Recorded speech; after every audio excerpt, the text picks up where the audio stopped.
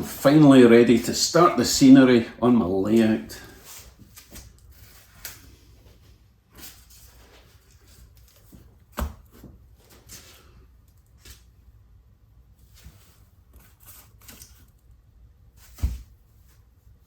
What? You want more? All right then.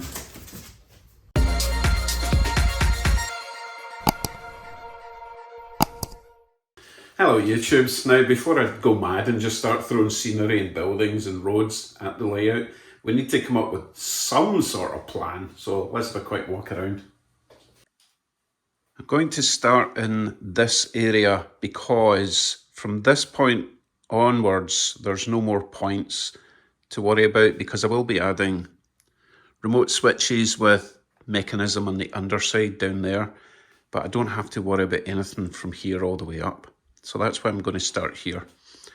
Background, you may notice, is just blue, and I haven't decided if I'm going to paint it or if I'm going to get a backdrop printed on the back, but I don't really know what to do with that until we've actually got some scenery so that we match it. But luckily I've made this removable with some Velcro strips, so once we decide on the scenery around, we can just peel this off, take it off and paint it or whatever. It will be much easier to paint it or print something onto it when it's not on the layout. So any scenery I build here will not be getting attached to this.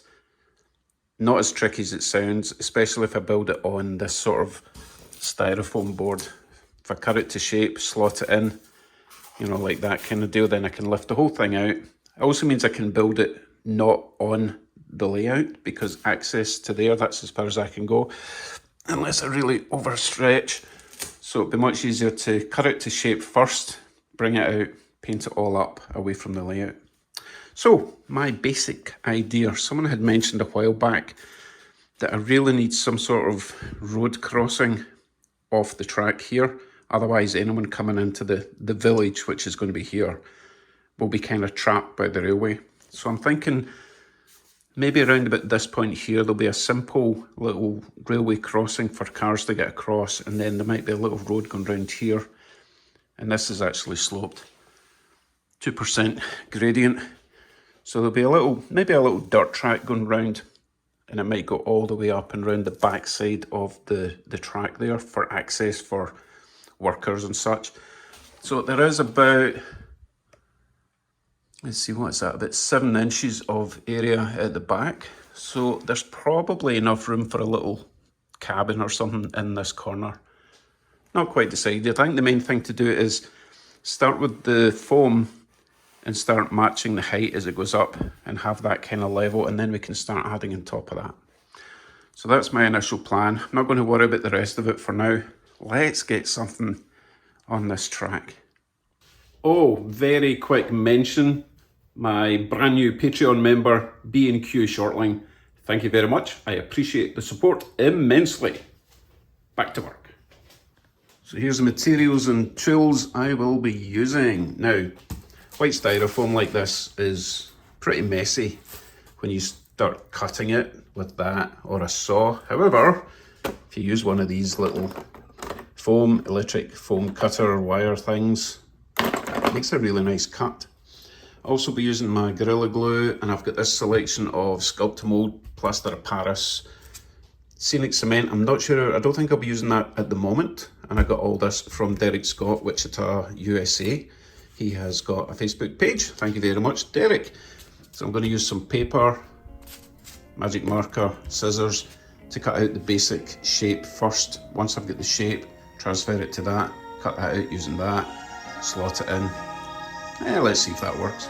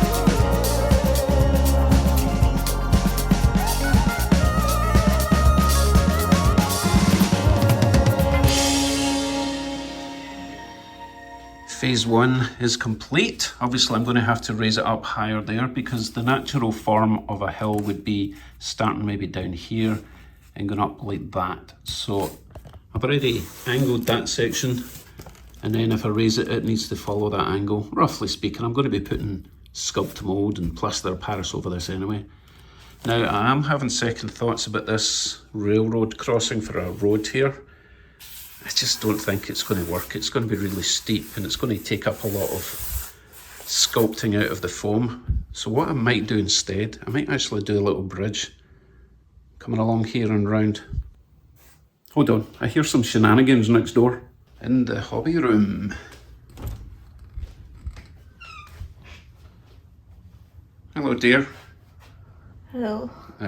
What you doing? I'm building a 3D printer. But we've got a perfectly good 3D printer. This is a filament one. What's the difference? It uses filament rather than resin. It also looks a lot bigger. I also am building it the wrong way around at the moment. Just take it apart and do it again. Just for reference then, that's the sort of size we could print. Excellent. Happy building. Thank you. Let me know when it's done. Will do. Okay, back to work for me. That was my lovely wife, Ilsa. You will be seeing more of her and this new 3D printer in the future. For now, back to the scenery. I'm not going for a mega mountain in this. I just want it raised to make it look a bit more natural. So I'm going to trace around this for another level about 1.5 inches high, and then maybe just round it off at the top just to give it a bit of undulation there. I'm still not sure if we're going to have enough room for a little dirt track road, but we'll see. Let's continue. I'll bring you back when I've got more of a hill finished area. Change of plan. I decided this section around here it just wasn't wide enough to get a little road, especially at that corner there. So if there was a road going round there, what was the point? So you'll see that I've actually raised this about 3 inches above. So here's my cunning plan. This is actually going to be a viewpoint for the locals. The town's going to be here, remember? So it's going to be a viewpoint and possibly a little memorial on a little raised platform with some flags and that kind of thing. And, you know, TikTokers taking selfies in that direction. And this section here will be maybe a car park. Railroad crossing, just a little simple railroad crossing without barriers, just a little flashy lights thing. So the cars can come in here, a little road will go, it will continue up there, but there'll be parking on either side. And this road will only be used for utility vehicles to maintain whatever's up in this section. There'll be a little barrier that goes all the way around the edge to stop people falling to their deaths. So that's the current plan, but it may change. But I'm going to go with that just now. I need to level off this slope, make it a bit more realistic. So a lot of glue, a bit more carving. And then once that's drying with the glue, I need to make a little embankment all the way around here that gradually gets higher up. So let's do that.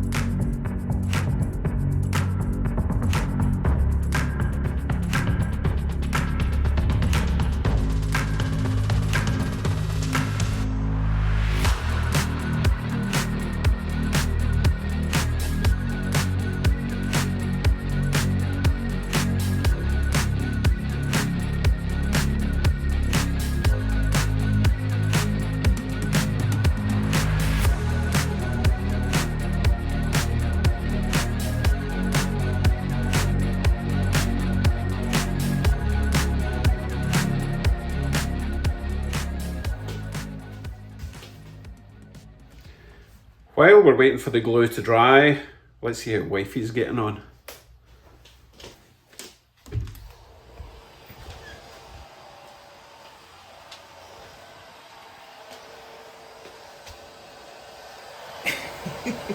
That's super cool. Yes, it is really cool. So how long did that take? So far it's 15 hours and 16 minutes. Oh, wow. Here, I had a thought. What? Could I print a train with this thing? Probably, if you can find a model or learn how to do solid. Because it looks like it goes up pretty high. Might even get passenger cars, right? Well, if you wanted to print them that way, Yeah. you could. It would take a long time, but it would work. Yeah, but brand new passenger cars are like $100 or something crazy, so... Yeah, probably a couple of days. Anyway, you happy? It's awesome. Okay. It's very addictive staring at it though. What is this thing? It's a thing. Ah, cool. I like things. Anyway, have fun. Thank you.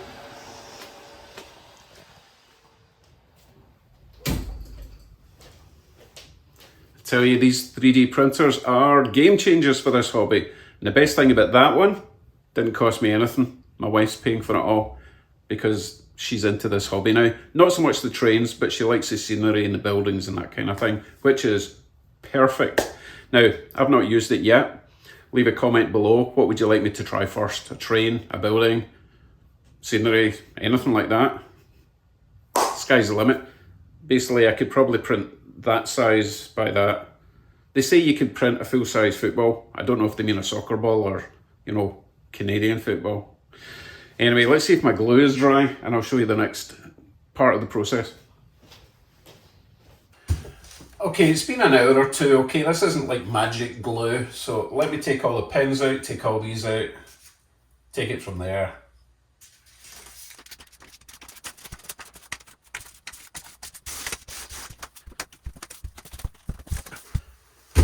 So now we should be able to lift this entire section out with ease.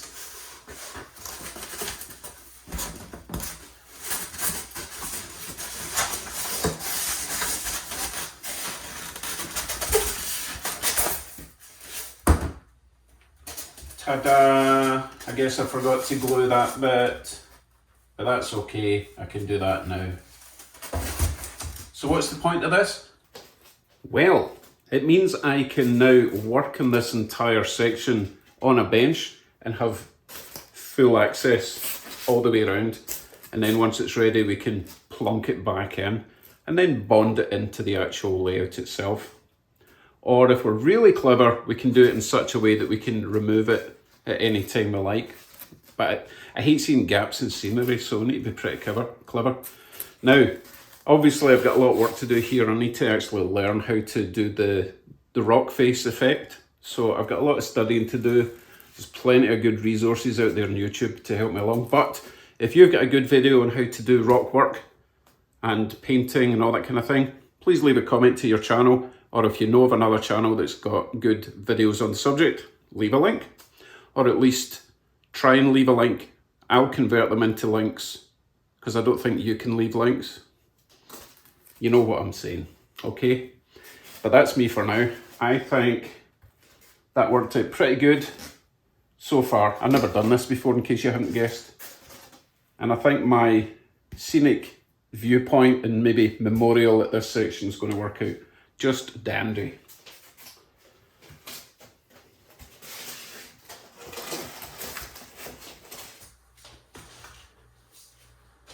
Oh, are you still here? Right, I tell you what, I will run a train round slow motion style.